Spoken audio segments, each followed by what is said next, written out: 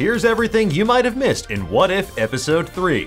Welcome to another edition of What If Wednesdays, my dudes, where we take a look at the latest episode in Marvel's multiversal animated anthology series, What If.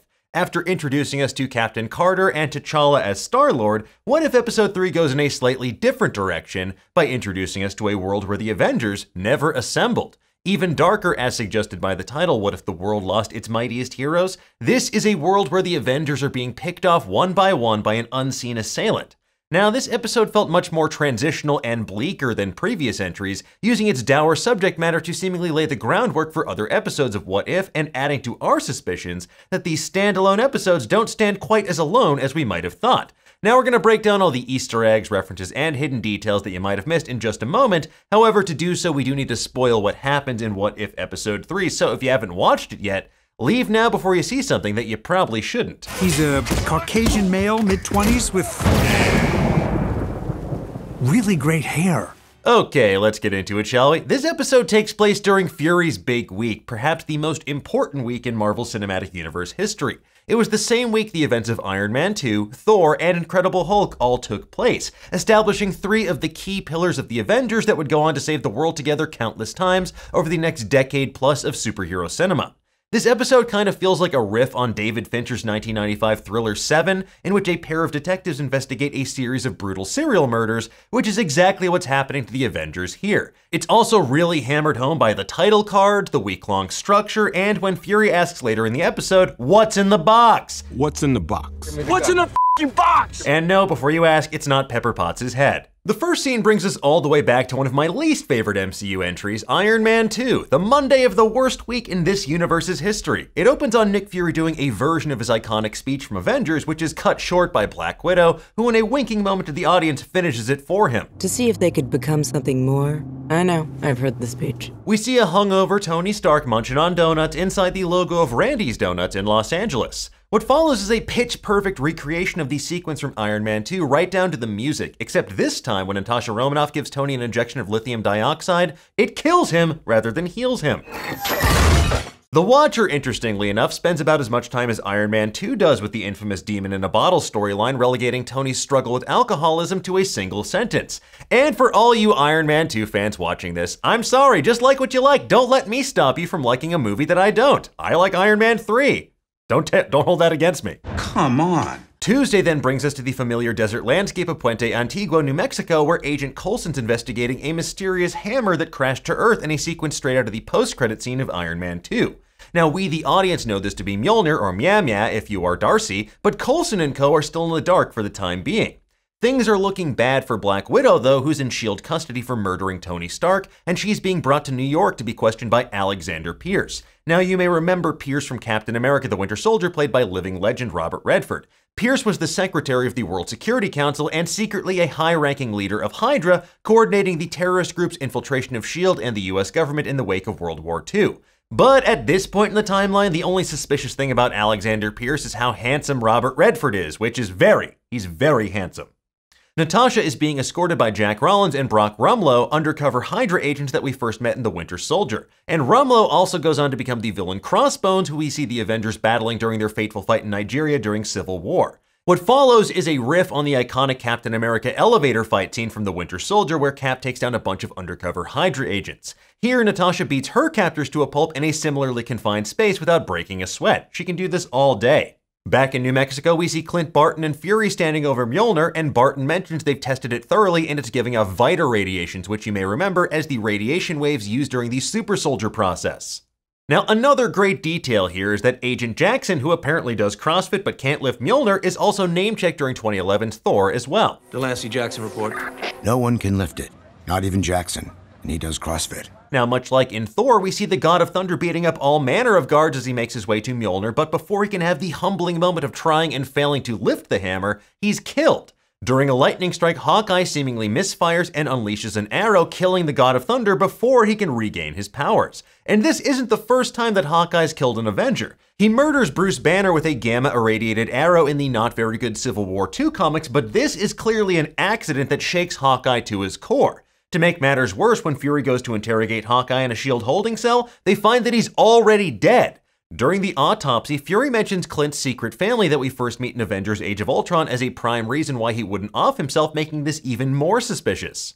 Next up, we come to Wednesday during the events of 2008's Incredible Hulk. Natasha tracks down Dr. Betty Ross, a scientist at Culver University who worked alongside Bruce Banner on the Biotech Force Enhancement Project. You may remember that's her father, General Thunderbolt Ross's attempt to recreate the Super Soldier Serum and Project Rebirth. Betty foreshadows the true villain of the episode when she reveals that a tiny projectile was shot from the needle, and Natasha then asks her about nanotech.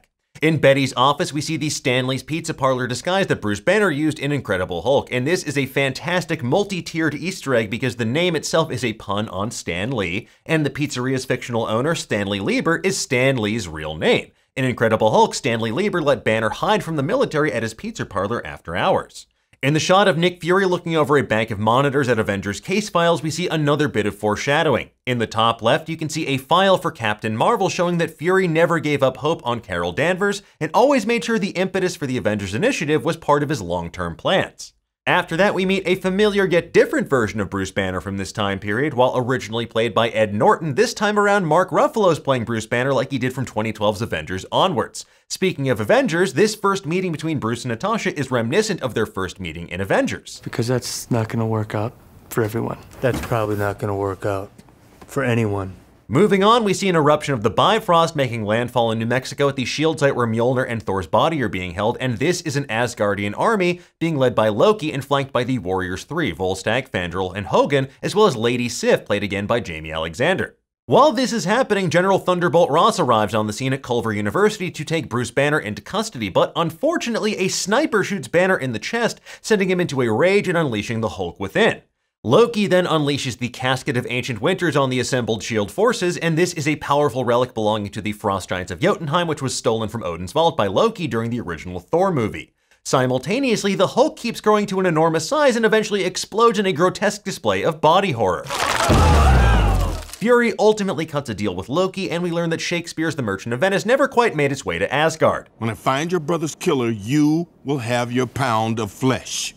What a fascinating choice of words. After that, we catch up with Natasha in Manassas, Virginia, who needs Coulson's password to access S.H.I.E.L.D. files. The password, #SteveSteveSteve IHeartSteve0704, is an homage to Agent Coulson's deep-seated fandom of Captain America, including Steve Rogers' patriotic birthday, the 4th of July.